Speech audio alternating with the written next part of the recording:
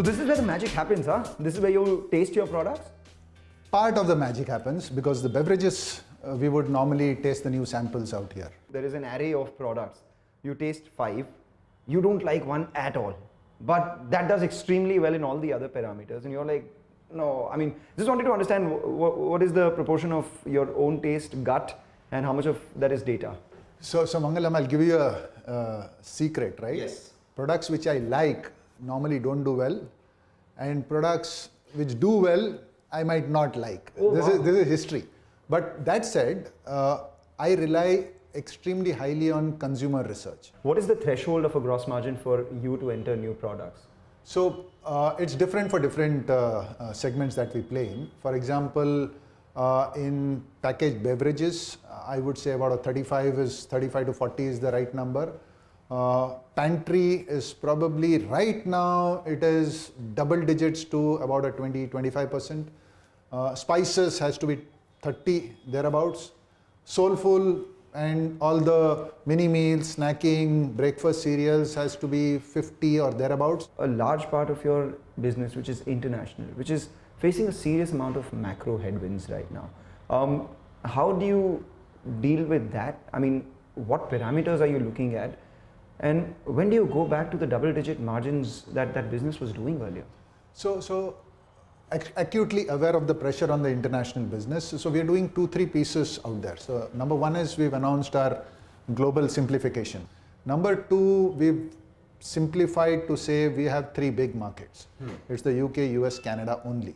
Different questions for different markets, but also the background of the simplification, and we're doing structural cost exercise to make sure it's lightweighted. Because whatever cost I release in that business, I will plow it back into A&P, which is one thing which was missing. A&P and innovation was one thing which was missing in the international businesses. We've already started the background work on the simplification. We're waiting for the NCLT process in India to go through. We've started work on the cost structures out there, which will probably be about 3 to 6 months down the line.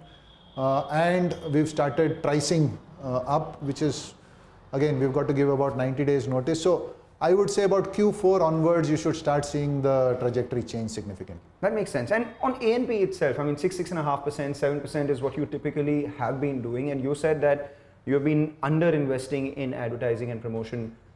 Where does that number settle at? I would say in the short to medium term, about a 7.5 to maybe an 8 number is a palatable number. And that will come as we grow scale, as we get more cost leverage and start putting money back out there. And what margin band are you comfortable with at the EBITDA level, at the company level? I would say short to medium term, we should be north of 15. Short to medium term. Longer term, you can see our competitors are significantly higher. We need to get to that. Competitors are upwards of 20, some of them at least. But, just wanted to understand on that itself, how do you compete in the snacking space without entering chips, bhujia, or kurkure-like products? And I'm quoting you from your comments in the conference call. These are the products that you don't want to look into. So here's the thing. I wouldn't go and play where there are 2 entrenched competitors who have got competencies far beyond what I have, or far beyond what I can build in the short term. And if you look around, food and beverage is a huge opportunity in India, right? So therefore, I would avoid those spaces, but there are enough spaces for us to play in, both currently large as well as emerging. So I'm just trying to figure out, where are these spaces that you're looking at? What spaces are these? So let me give you one small example. Yeah, give me a snippet, give me a bite into that. So Soulful is our big carrier right now into the breakfast, mini meals and snacking, right? Very strong brand. Only 15,000 outlets. Now we've grown it to 400,000 outlets, and we've grown 100%, 120% roughly last quarter. We use that story to enter the space of masala oats, right? In 3 months in modern trade, I have close to a double-digit share where I am present. There is a whole pipeline of products based on the Soulful platform, which we are going to grow into. And these might include getting into categories which are large, concentrated, but we will get in with a completely differentiated play. So we might not play that whole category, but we will slice it in a manner where we will play a specific end where the consumer is also looking for certain other benefits. You do see a lot of other competitors doing some really best-in-class things when it comes to selling digitally or having those data analytics sort of things to optimize and make it a lot more efficient? How heavily invested are you in that? So just like I mentioned, we've put a huge amount of focus into the R&D and innovation team. We put a huge amount of focus on the digital team. Yes. We were coming from significantly behind. Like I said, we are about average right now. But we've got a very clear roadmap to be best in class. So over the last 2.5 years, we've put in a completely new DMS, distributor system. We've got a completely new Salesforce application. So now we've got real-time data of what the salesman does. Now that I've got data flowing, I need to move into the next level of two things. One is analytics on the data, and then predictive selling. Like what you mentioned. I mean, ideally, my dream is when the salesman lands up at the outlet, he pulls it up, he doesn't need to do anything. The geotag picks up this outlet, picks up the history, saying last time, by the way, the salesman, this outlet did not buy the Tetley 25s, did not buy the Soulful 100-gram pack, and did not pick up Tata Salt Light. Please do this. And by the way, if you need to offer a special deal, here is an extra deal. That would be magic, because then that takes out the data overload completely and transfers it to analytics, right? That's exactly what my question was pertaining to. As far as your Sampann and now in Rasa products are concerned, are consumers liking it? Because I've tried a few of them and they haven't been the best in class. Let's be honest out there. So I would sincerely urge you to try the Tata Sampann Yum side that we've launched in India. That brings me to my next problem, that not all products are always available at all the stores. Not yet, because we've just about relaunched this entire space maybe about just about 15-20 days back. We have launched the ready to eat. We've still not launched the ready to cook, the gravies. Those gravies are absolutely out of the world. And I should tell you this, we had a board meeting last month, right?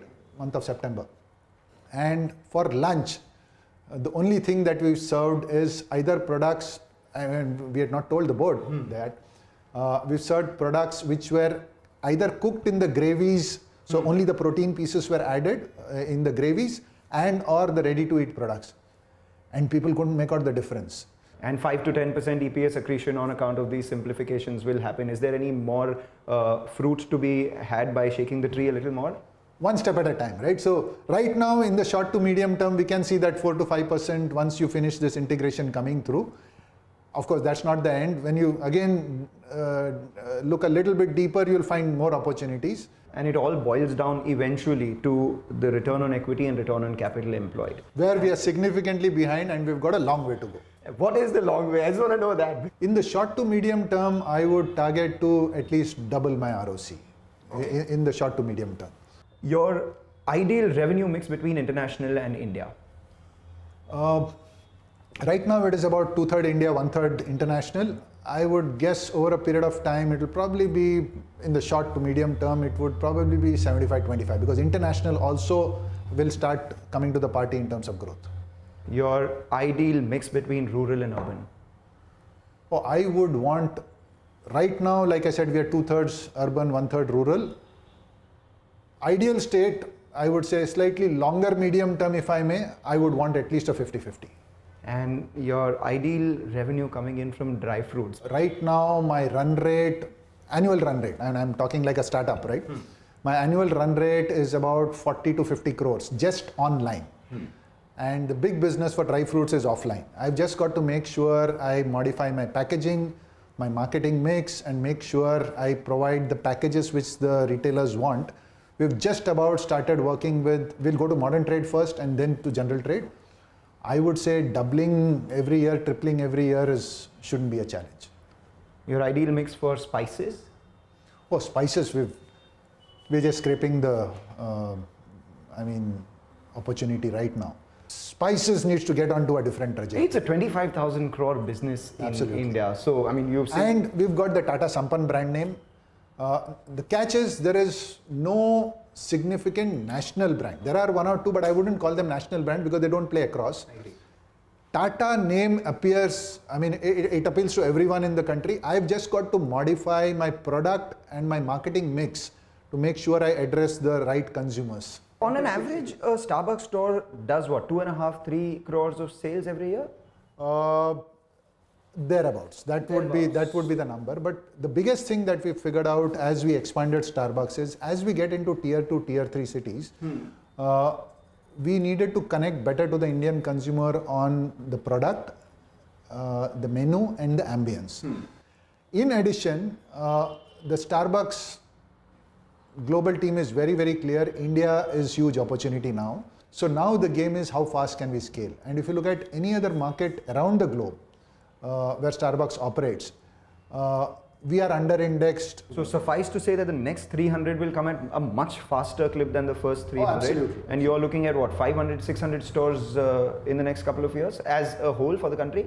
We are looking at a significantly expanded rate of store opening, I would say. And the partnership continues, right? Oh, absolutely. I mean, this is a partnership which has worked perfectly, right?